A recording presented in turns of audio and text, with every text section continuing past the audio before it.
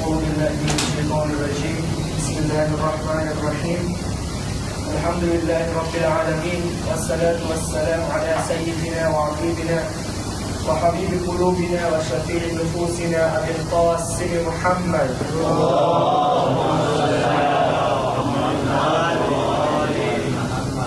وعلى أهل بيته الطيبين الطاهرين وأصحاب الغر الميامين. الحمد لله الذي جعلنا من المتمسكين بولاية سيدي ومولاي علي بن أبي طالب.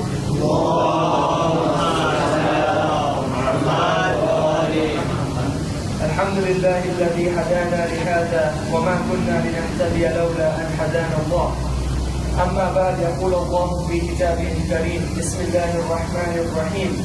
والفجر وليال عشر والشفع والوتر والليل إذا يسر هل في ذلك قسم لذي حجر. The first of all our salawats in honor of Rasulullah Muhammad sallallahu alayhi wa alihi wa sallam.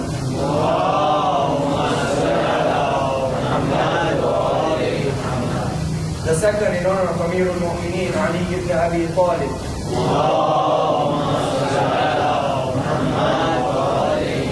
And the third with the loudest voices in honor of Imam Sahib al-Asri wa Zaman.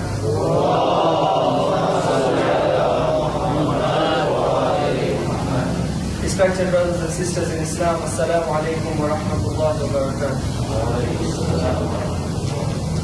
Amongst the most important lessons and guides for mankind is the Holy Quran, which was sent down to guide mankind on the way to live their life and to conduct themselves in their actions and in their morals. The Quran is a complete and flawless guide which was revealed so that man should follow it and they should live their lives according to it. Yes, it is sad to notice that in the current world of today, most Muslims do not understand and comprehend the true teachings and the messages that are manifest in this book. Many of us will recite the Quran on a day-to-day basis. Some recite it once in a while, some use it to make decisions in life, and some use it to prove certain points in life. And we all recite common chapters in our daily salah. When we pray, we recite the normal surahs. But often these surahs we recite them automatically because we have already known them by heart.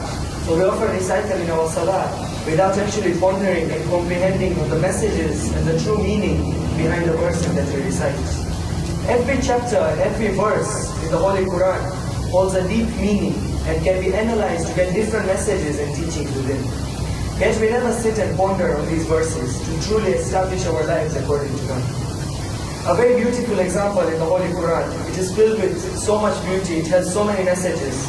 But if we pick one surah, a very beautiful example in the Quran, and it is this surah that we shall use in tonight and in the coming nights to ponder and dwell into and to try and gain some insight into it. And the reason why I picked this surah is because this surah applies to Imam Hussein, it applies to these 10 nights, it applies to the message that Abu Abdullah was striving for. All the nights and the happenings that take place for these 10 nights, everything that we commemorate in these 10 nights of Muharram, this surah talks about it. This surah is none other than the 89th chapter of the Holy Quran, Surah Al-Fajr. It consists of 30 ayat and it was revealed in Makkah. Rasulullah sallallahu alayhi wa sallam has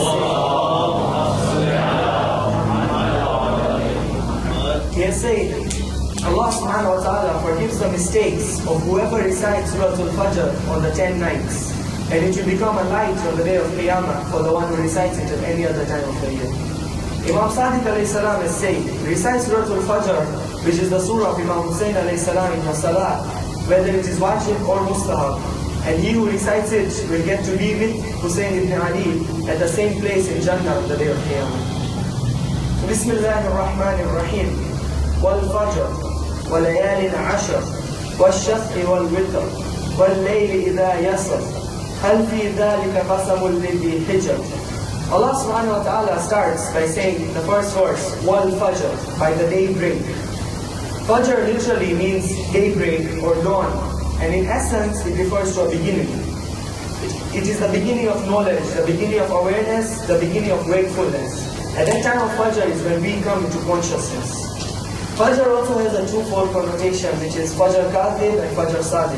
Fajr Kadhib is the false dawn, which rises without extending along the horizon. The light is not spread. And there is Fajr Sadiq, which is the true dawn, where the horizon is filled with light, which spreads laterally, bringing in the daybreak. And this is the particular time when we pray Salatul Fajr.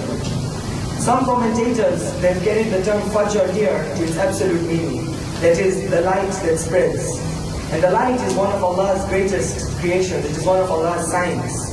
It is also a reference point in the lives of human beings and all earthly creatures, and it is the prime glory of this victorious light and the end of faded darkness, the glory of light coming in and darkness going out. It is this particular time when calm sleep comes to an end and the movement of living creatures begins. To swear by various manifest creations of Allah, when Allah swears by various creations, especially those which are an intrinsic part of a man's life, He says, وَالشَّمْسِ وَالْعَصْرِ وَالْفَجْرِ وَالنَّجْمِ وَالْقَمَرِ, and so many others in the Quran. When Allah swears by these things, Allah is trying to convince us that these objects are of heavenly power. These objects cannot be compared with the material objects that the human being is able to make. Such as the satellites we see, such huge things, the satellites, the planetariums, the floodlights, the artificial lakes, so on. These are natural bodies, these are creations of Allah. What He's trying to show us by swearing by this is that these things did not just come by automatically. They did not come by various Darwinian or gravitational or physical evolutional outcomes of any big bang or anything. They are created by Allah subhanahu wa ta'ala. And these particular things are signs for those people to reflect. We shall come on this reflection part a bit later. So the time of Fajr medically has been proven that it has cosmic rays which soothe. That is why sick people, they fall asleep during this time normally. Moribund patients, the patients who are destined to die, who are like, the life support machine has been gone or something, the moribund patients, they die during these hours most of the time. Those who are not getting sleep, they feel at ease during this time. And this is the time when we are asked to pray, to recite Quran and to reflect the most at this particular time. In fact, a point to note also for students, since this is many students here, the dawn time is actually one of the best times to even study. It is the time when the mind is most consumed. So this is the time when the light forces its way, forces the darkness or the dark part of the night to disappear, and the sunshine becomes gloriously manifest. Allah is saving us from this perdition. It is for these very reasons that Allah swears by it. And also, it also refers to spiritual awakening. The spiritual awakening from darkness of faith to purity of submission to the will of Allah subhanahu wa ta'ala. And also an application to the Day of Judgment. When finally we will go there and we will see heaven and we will see hell. It will be like a fajr itself, like a daybreak itself.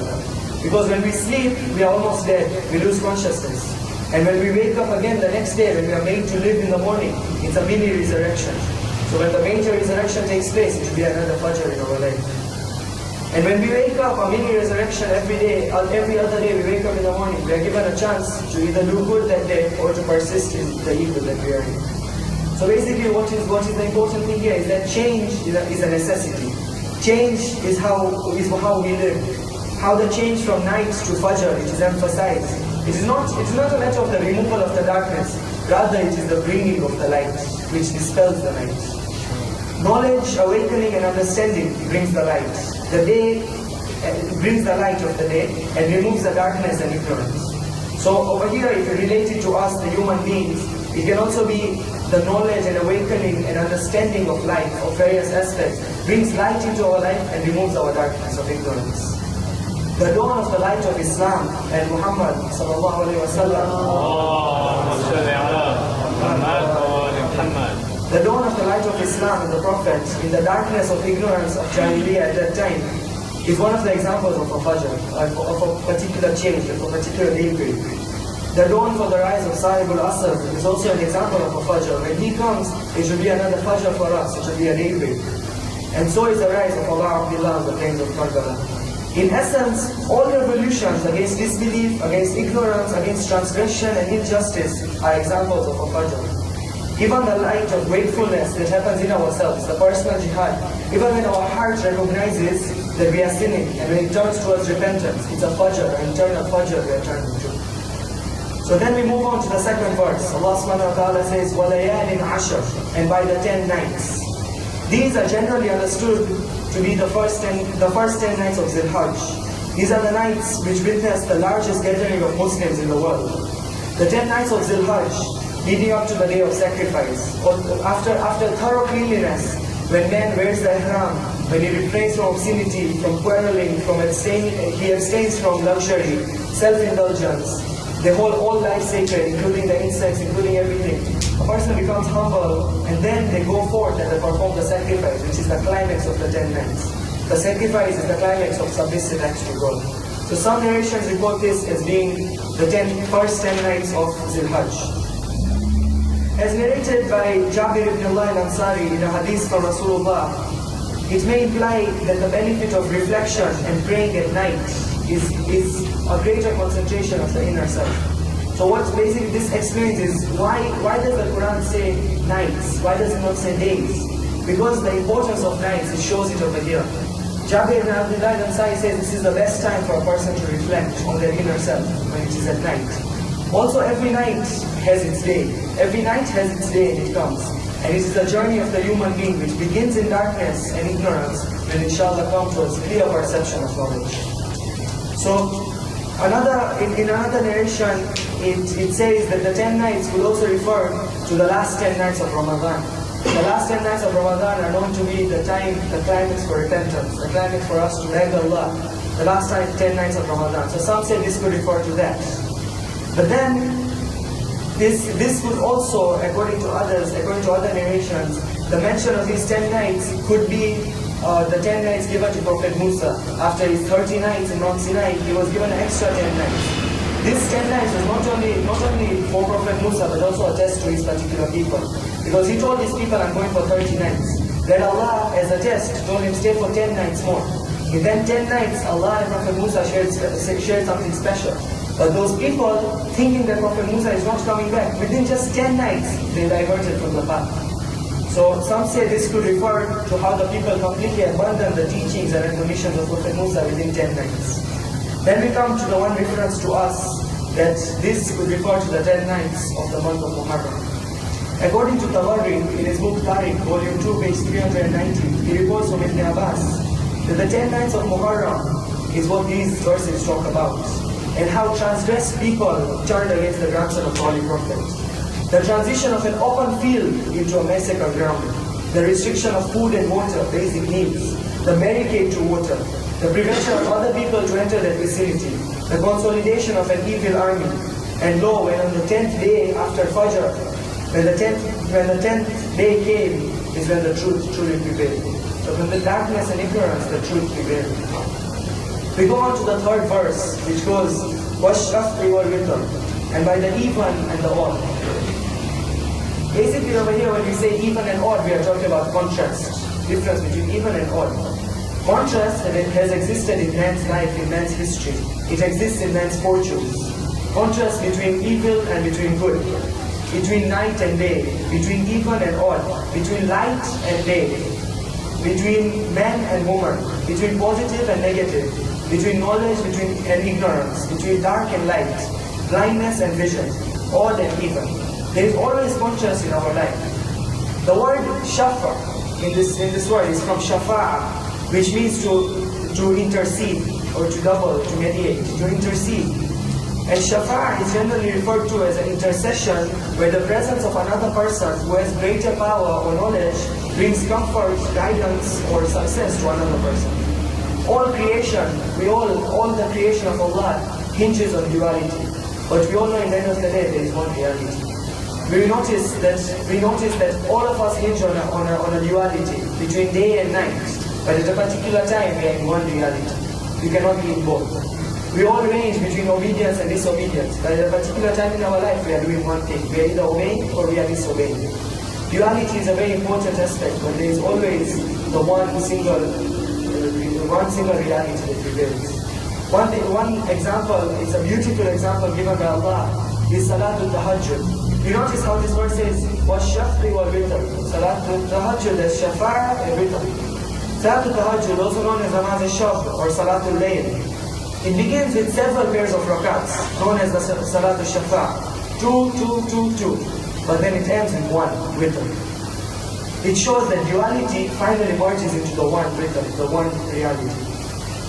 And then Allah goes ahead and He says, وَاللَّيْلِ إِذَا يَسْرَ, and the night when it departs. Why does he mention again, since he has already said of the coming of light and the dawn, why again mention the night when it departs? The very beautiful thing in this verse is that the oath is taken to the darkness which moves towards the light. It is a moving darkness, not a stationary one. Darkness normally is frightening. By human nature, darkness is frightening. But especially when darkness becomes fixed and immobile, then it is more frightening. But when it is moving towards light, then it becomes very valuable.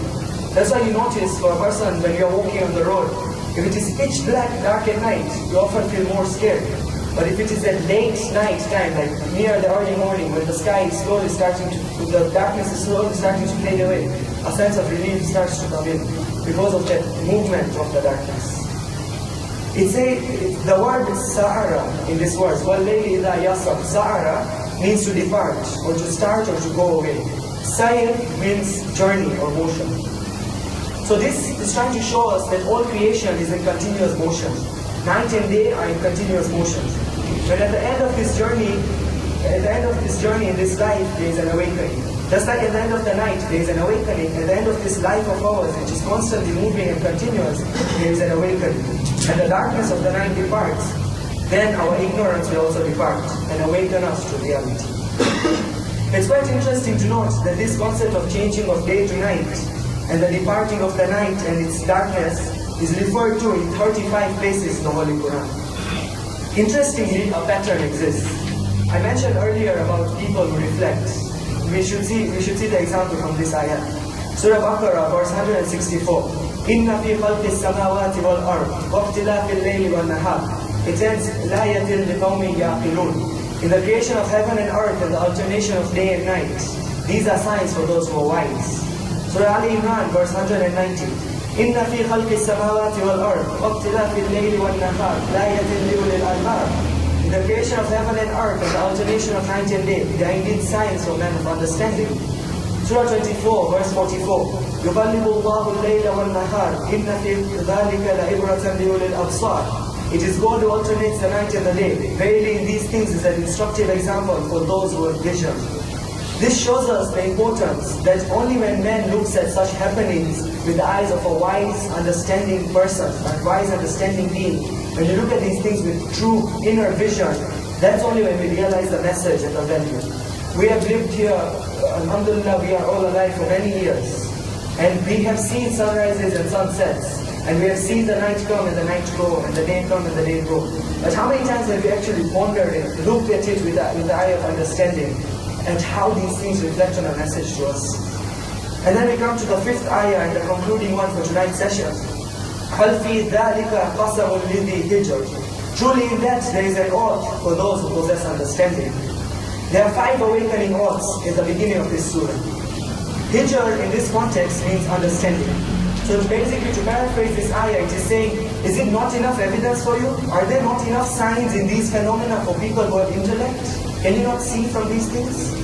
When the veil of darkness is removed, when you see heaven clearly, when all your actions will be revealed and will be kept open in front of you, and when the real situation will be announced, isn't this an adjuration for people who understand? Having told us that at the end of ignorance there is knowledge, and at the end of night there is day, and at the end of sleep there is consciousness, and that the nature of a creation is always to be in constant movement towards wakefulness, Allah then goes ahead in the following ayat to give us specific historical evidence, which inshallah we shall see at a later stage. So a point we must think and ponder about is how the Almighty Allah shows us by means of swearing on these things and stressing on such evidences for us to open our eyes and to follow and to understand. Let us now consider a short but very famous anecdote from history, which shows the example of one man. This man was not even a Muslim, but through the verses of the Holy Quran, because he recognized the verses for what they were, the true meaning of these verses. And he was able to understand this true deep meaning of the Quran and how he acted accordingly. In the early days of the advent of the Holy Prophet, when he declared Islam and he preached in Makkah, and when persecution became intense, a group of 83 Muslims led by Ja'far ibn Abu Talib, who is the brother of Imam Ali and the father of Abdullah, he took this group of 83 and he migrated to Ethiopia. This was the first hijrah, the hijrah for seeking amnesty. Jafar later, just a point to note, Jafar was later injured in the Battle of Uhud and he lost both his arms. And it is said Allah subhanahu wa ta'ala promised to give him wings in heaven, and so he got the title Jafar al-Tayyar, which is famously known as. So the Qurayshi, when they heard about this migration, Umar bin As and Abdullah bin Rabi'a were sent as delegates. They were sent with huge and expensive gifts for repatriation of the 83 Muslims. They were sent to the king of that time of Ethiopia. His name was King Negus of Ethiopia. He was a Christian.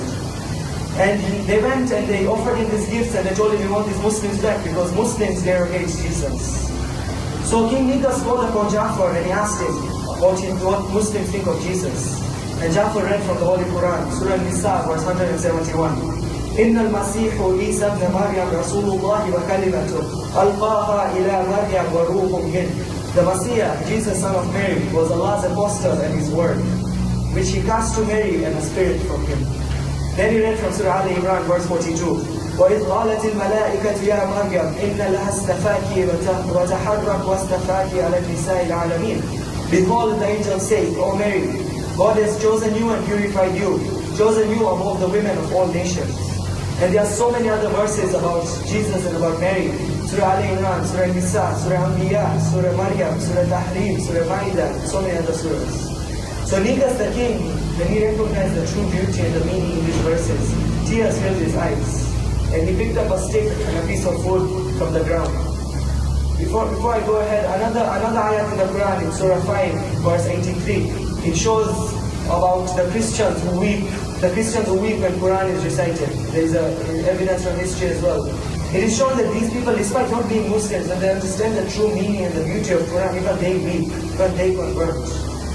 So Negus picks up a stick and a piece of wood from the ground and he said, by God, Jesus was not a bit higher than what you have said, not even higher than the measure of this piece. And in another narration it says he drew a line in the sand on the floor and he said, the difference between the teaching of Muhammad and the Bible is just like this line drawn on the sand. A gust of wind merges it together. And then the king turns to Umar bin As and he says, I'm not going to harm them or turn them into you. Take away your gifts which you have brought. Not even a heap of gold will be of any use to me. God does not receive bribes, and He elevated me with His kingdom and He has raised my status. He said to Jafar, stay as long as you wish, you shall have amnesty for as long as I live. Jafar and his team returned to Medina in first Hijrah, and Jafar participated in the Battle of Uhud. A very not related directly, but a point to note over here is how the Quran's beauty and the true value of Islam in itself is so majestic that even Christians and even non-believers get the beauty and understand the true message of Islam. This was a Christian who understood that Islam does not derogate Jesus. Islam accepts Jesus, and we are like a part of Him as well. But right now you see in the current world, like for example the misleading Terry Jones, he's going around, he spreads stuff about rebellious transgression and about all these things. But if truly you go and see even the Christians of the time when they were shown the true message, some converted, some necessarily did not convert, but understood the true message.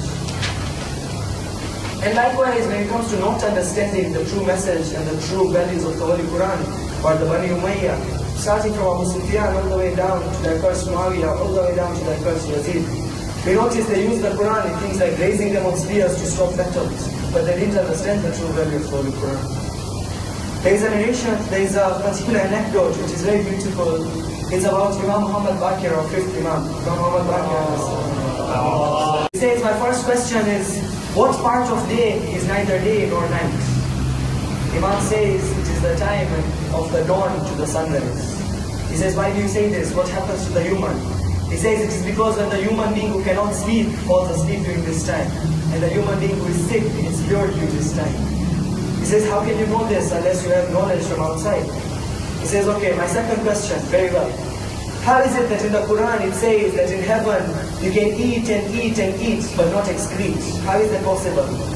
He says it is like the baby in the mother's womb who can eat and eat and eat but not excrete. Then he says, okay, we go to my third question. How is it that it says in the Quran that in heaven you can eat and eat and eat but the food will never finish? Imam tells him it is like the light of the candle, that when the candle is lit, it can be a source to a number of other lights, but that power will still remain the same of that particular light. The man says, surely there is no God but God and Muhammad is the messenger of God.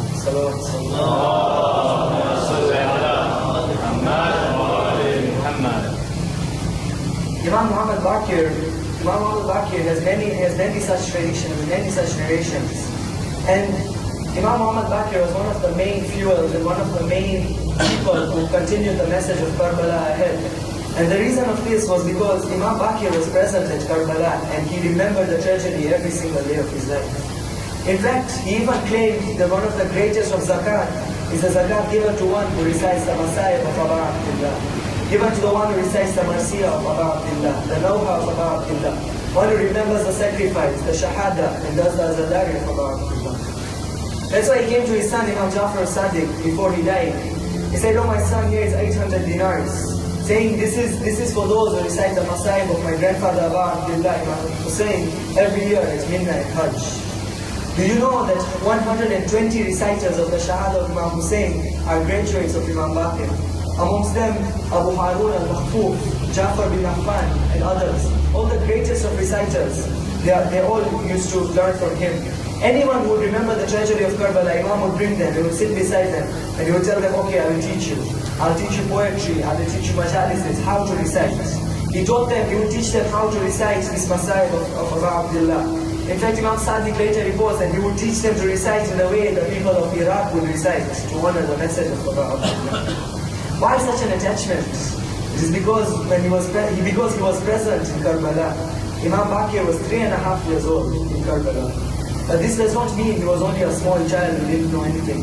Because when they went to Sham and when they were in the court of Yazid, Yazid was standing over there and he had the people all around him. And he had the daughters of Rasulullah standing chained in the front of him. Narration said that he turned around and he asked the people, what should we do to them, to these ladies? Notice one thing, ladies are all of different heights. And when ladies are of different heights, when you have a lady like Ruqayya, daughter of Aba Abdullah, and you have Zainab, sister of Aba Abdullah, chained side by side, then obviously the chain will be pulled and Sakina will be hanging from the chain. So he turns around and tells the people, what should we do to them? And one advisor says, kill them all. A 3.5-year-old boy called Muhammad bin Ali. Muhammad ibn Ali stood up and he came in front and he said, oh Yazid, you are worse than Fir'aun. He said, in what you just said. He said, why? They said because when Fir'aun was asked what to do with Musa and Harun, Fir'aun asked the people and they said, let them go to another town. But you want to kill the granddaughters of Rasulullah? Is this how you treat them? And another incident that got to Imam Baqir alayhi salam in the tragedy of Karbala was when he saw his grandfather Imam Hussein move from orphan to orphan, consoling each orphan of the orphans of Karbala. And one particular orphan Aba Abdullah found very hard to console before the 10th of Muharram was who? It was Hamida, daughter of Muslim ibn Aqil. Why? Because Hamida did not know what had happened to her father. She was sitting alone there while they were on the way to Kufa. The narration states that Muslim ibn Aqil, the death that he died was the worst of deaths. Why? Aba Abdullah had a love for Muslim ibn Aqil like no other love. Why? Because not only was he his first cousin, he himself in his own words said to the people, إني قد بعثت إليكم أخي وابن عمي وفقتي من أهل بيتي. Muslim ibn Aqil, when he sends him to Kufa, he said, I have sent to you my brother and my cousin and the trusted one of Ahlul Bayt. You know when he says my brother, before saying my cousin, it shows that he didn't see him as a cousin. That was his brother. This was his closeness to him. Yet imagine you're a stranger in a town like Kufa. The narration said to us that Muslim had gone to get the signatures from the people of Kufa. He had gone to lead the Salah in Masjid al-Kufa. When he began leading the Salah, there were 30 people praying behind him. When he finishes the Salah, there are only 3 people behind him. As he's leaving the mosque, there is only one person. And as he crosses Bab al-Kinda, there is no one beside him. Muslim ibn Aqil is now a stranger in this town, in the city of Kufa. He was moving from one house to another house. He had nowhere to sit. He was thirsty and no one gave him water. The narration states he sat outside the house of a lady. And when the lady came out, her name was Tawwa. When she came out, she looked at him. She said to him, oh man, what are you doing sitting here outside my house? He replied saying that I am here simply why? Simply because I want some water to drink. She went into the house to get him some water. When she comes out, she sees her daughter. She was crying and Muslim is near her. She said, oh my daughter, what is this man saying to you that makes you cry? Has he angered you? The daughter replied, no mother, he has not angered me. The mother said, what did he say to you? She said, mother, he said that I am a stranger in this town and I have nobody next to me. The mother looked at him and she asked him, oh man, who are you? He replied, Ana Muslim ibn Aqil, I am Muslim ibn Aqil. She asked, which Aqil do you talk about? He says, oh lady, do you know Ali ibn Abi Talib? She says, yes, of course. That is my Amir, that is my prince. He says, that is my uncle Amir al-Mu'mineen, Ali ibn Abi Talib. She said, woe be to the people of Muslim, come and enter my house. But as they enter the house, she says, oh Muslim, if it is my choice, I will offer you sanctuary. But I have a son who may go and report you to Ibn Ziyad if he finds out you are here. Narration states that once her son came home, Muslim spent the whole night reciting tasbih, remembering Allah subhanahu wa ta'ala. But he was not afraid, he was not praying because of himself, because they take death sweeter than honey. He was praying and taking out tasbih and remembering Allah because there was a pain inside him. Why? Because he thought about Abdullah, thinks that these people in Kufa will help him and he's headed here, but these people are all going to leave him. My closest allies, Mukhtar, has been taken to prison. Ali bin Urwa has been killed. I'm all alone. The narration says that when her son entered and when he saw Muslim ibn Aqil, he told his mother, who is this? She said, this is Muslim ibn Aqil. He said, you have been hiding Muslim ibn Aqil while Ibn Ziyad has offered a reward for him? He went and told Ibn Ziyad. Ibn Ziyad told Muhammad ibn As'ad, come next to me. I want you to go with the soldiers and I want you to capture Muslim ibn Aqil. 300 soldiers came towards the house of Muslim ibn Aqil. When they came to this house, he thanked the lady for the sanctuary that she had offered him and for the help that she had given. When he came out of the house, they began to attack him from every angle. Imagine Muslim all alone being attacked by all the soldiers of Muslim ibn Ash'ab. But with every attack they would attack him, he would defend himself against every attack. The narration states that Muslim ibn Ash'ab said, I had to go back to Ibn Ziyad. And when I went back to him, I said to him, Ibn Ziyad, give me more soldiers. Ibn Ziyad said to him, what do you mean? I've already given you that many. He said to him, do you think we are fighting one of the greengrocers of Kufa? We are fighting the nephew of Ali ibn Abi Talib. He said to him, I want you to give me more soldiers. He took these soldiers and he went to fight Muslim ibn Aqil. On this occasion, they did not fight Muslim ibn Aqil one-on-one, but you know what they did? They surrounded him from every angle of the house and they began to pout Muslim ibn Aqil with their stones. Every time they would pout Muslim ibn Aqil with their stones, he would stand up again from his position. Until one of them struck him with a bar and laid him on the ground, and the other one came and pulled him with a rope. One of the poets of Iraq describes this beautifully. Normally when you tie somebody, you pull them, but you allow them to walk. They dragged Muslim ibn Aqil on the streets of Kufa. You know what the poet says? The poet says, he says, as if it was Muslim ibn Aqil who was sweeping the grounds of Kufa for Sayyidah Zainab. That when she would come to the ground of Kufa and she would walk on the ground, that Muslim's body had already swept. The narration says they took him to the palace of Ibn Ziyad. When they took him to the palace, he looked at Ibn Ziyad. He said, Ibn Ziyad, I have 3 requests.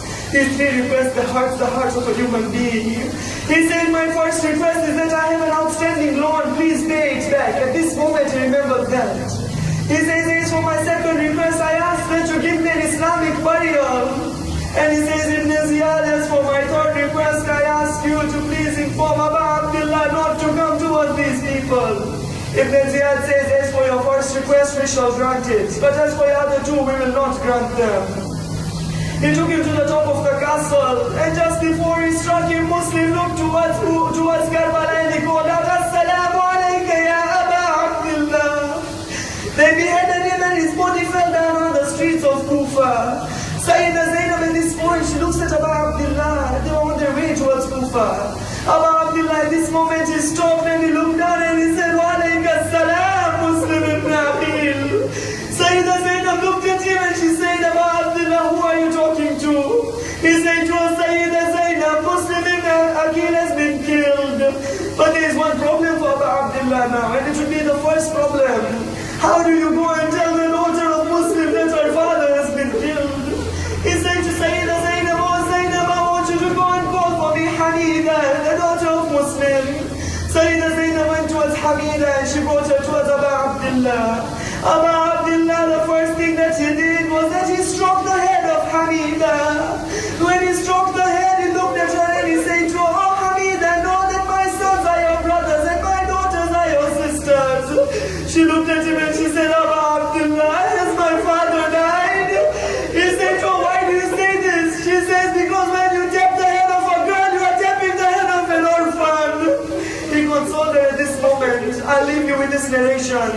Sukaina bint al-Hussein, when she saw Hamida had been told the news, she came walking towards Hamida. When she came walking towards Hamida, she said these memorable words. She said to her, "Oh Hamida, I know that you have become an orphan. Do not worry, I will look after you now. So when there is an orphan, it is our role to protect you." I asked Sukaina on the 10th of Muharram, when you saw your father's horse coming back without a rider, who came to stroke your head, O Sakina, and who came to pet you? Who came to console you as an orphan when you were alone in those days?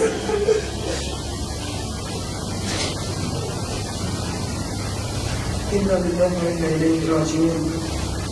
We pray to Allah subhanahu wa ta'ala to raise us in Muhammad and Ali Muhammad, to allow us to be amongst the companions of Allah Abdullah and Hussein's grandson, outside his Saman, to allow us to be amongst his soldiers and to be of those that follow his message, to raise us with the Imam of our time, Imam Sahib al-Asr al-Zaman. We pray to Allah with the Surah al-Fatiha, and before that, the loudest of the salawat.